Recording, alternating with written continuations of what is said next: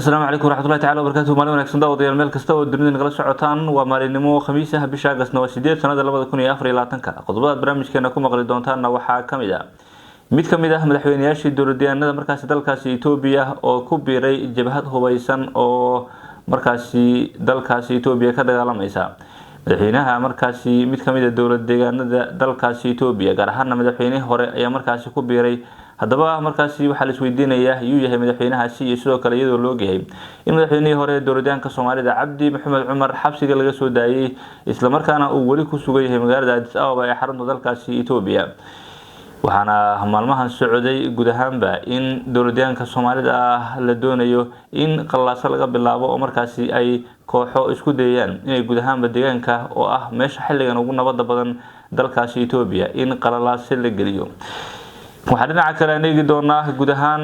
amniga magaalada caasimadda ee Muqdisho gaar ahaan Villa Soomaaliya oo si gaar ah loo adkeeyay ciidamo dheeraad ah ayaa la geeyay saacadihii ugu dambeeyay Villa Soomaaliya kadib markii ay ka digeen guud ahaan beesha caalamka wakiilada u jooga xerada Xalana iyo sidoo kale qaramada midoobay in ay wajihi karayso markaasi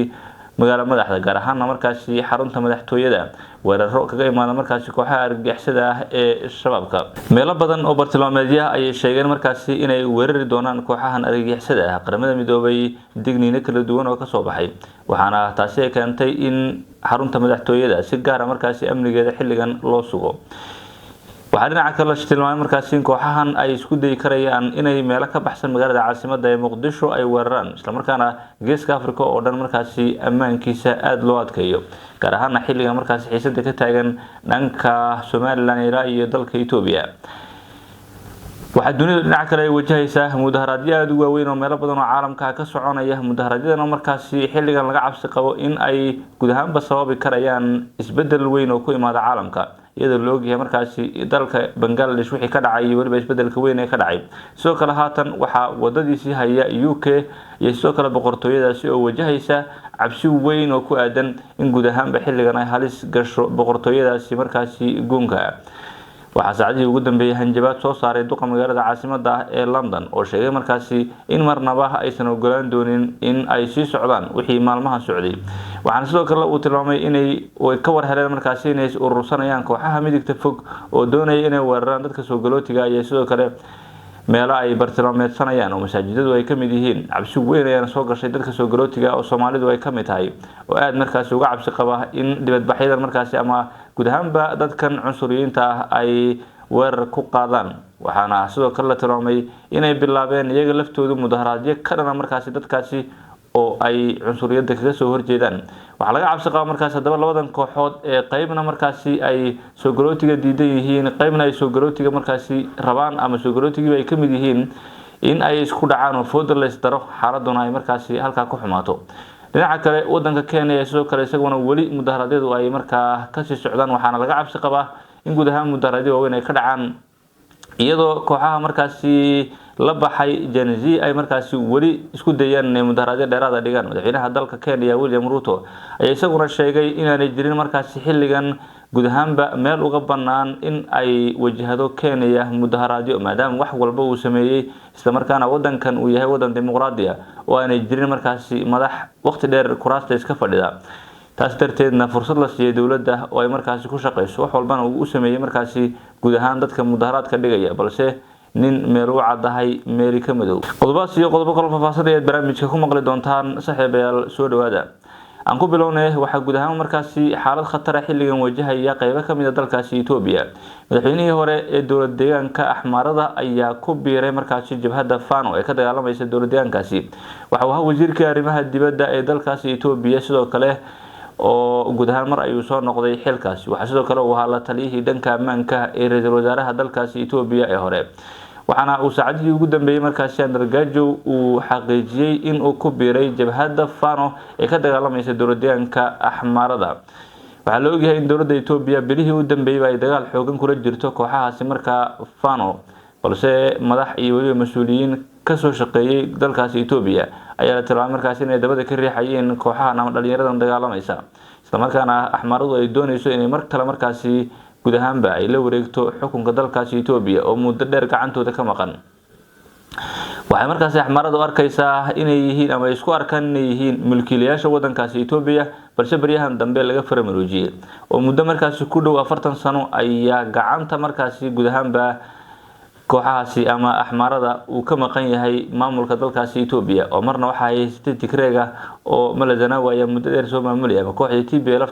haatan Oroma ayaa ku wareegtay oo markaasi Abiy Ahmed uu majaraha u hayo waxaan arkayaan in Abiy Ahmed uu doonayo in ka badan intii ay soo fadhiyeen madaxdii ka horeysay ee Malazana uu ka mid yahay inuu kursigaasi ku sii fadhin doono taasina ay tahay mid ay markaasi ka dagaalamayaan ma xilligan markaasi dagaalada aadka u xoogan ay ula galayaan dowladda dalkaasi Itoobiya wali waxa lagu dagaalamayaa dowladdeegaanka axmaarada iyadoo halkaasi guud ahaanba ay baryahan isku hayaan Fano iyo ciidamada dowladda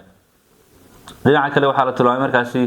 in cabsi weyn laga qabo in dowladdeegaanka laftiisu wajihi karayo mucaaradnimo aad u xoogan isla markaana laga cabsi qabo markaasi in ay hanjabaadaha ka soo kala baxaya xisbiyada mucaaradka inay guud ahaanba ay xaaladda xumeyn karayso iyadoo dowladdeegaanka Soomaalidu xilligan uu yahay dowlad deegaanka kaliya ee ugu nabadda badan ama ugu nabadda fiican ee nabadiisu ay tahay 100%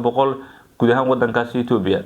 waa tahay dhinaca kale hadii aan eegno wararka ka soo baxaya guud ahaanba Villa Soomaaliya waxay sheegayaan in aad loo adkeeyay ammaanka madaxtooyada Soomaaliya oo ay ku sugan yihiin markaasi madaxda ugu sareysa ee Soomaaliya oo laga cabsi qabo inay kooxaha argagixisada ay markaasi isku dayaan inay weerar ku qaadaan madaxtooyada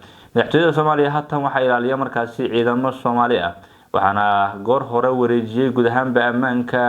madaxtooyada ciidamadii nabad ilaalinta u joogay halkaasi muddada dheer waxa hadaba laga cabsi qabaa in guud ahaan markaasi ciidamada Soomaalidu inay kooxaha argagixisada ay soo dhex galaan oo markaasi halka ay weerar ku qaadaan balse ammaanka magaalada ayaa wali markaasi la tilmaamay inuu khatar ku jiro isla markaana kooxaha argagixisada ay barnaamijyo kala duwan sameyn doonaan ciidamada ammaanka gaar ahaan kuwa ilaalada madaxtooyada ayaa xalay bilaabay dhaqdhaqaaqyo xoogan oo ay ku sugayaan amniga xarunta Villa Soomaaliya iyo waliba agagaarkeeda cabsi laga qabo weerar ay ku qaadaan markaasi kooxaha khawaarijta ila wareedyo lagu kalsoon yahay waxay noo sheegeen in ciidamada ay xalay dhaqdhaqaaqyo ka sameeyeen dhammaan wadooyinka gala xarunta oo ay degan yihiin madaxda ugu sareysa dalka waxaana inta badan gaadiidka iyo dadweynaha laga celinayay aaga madaxtooyada maadaama ay feejignaan ku jiraan ciidanka amniga sidoo kale ciidamada ayaan ogolayn in gudaha loo galo dhismaha madaxtooyada ama in markaasi laga soo baxo waxayna dadka ku wargelinayeen inuu jiro amar guud oo lagu xadiday dhaqdhaqaaqyada lagu sameeyo markaasi ama laga sameynayo Villa Soomaaliya sababta ugu weyn ee arintan loo sameeyay ayaa markaasi kadib digniin ka soo baxday xafiiska qaramada midoobay ee Soomaaliya oo lagu sheegay in shabaab ay mar kale weeraro ka fulin karto gudaha caasimadda gaar ahaan baraha control ee laga ilaaliyo madaxtooyada hoteelada caasimadda baraha control ee kilomitir 4 ilaa iyo xeebta Lido qaramada midoobay waxay sheegtay markaasi in weeraradaas ay dhici karayaan loona baahan yahay in guud ahaan dowladda federaalka ee Soomaaliya inay ku baraarugto amniga magaalada caasimadda markaasi gaar ah xilli isaga saar gaar ahaan xarumaha muhiimka sida madaxtooyada oo kale akhirta sharafta leh hawada nagala socoto tan iyo kulantii dambe dood galiyo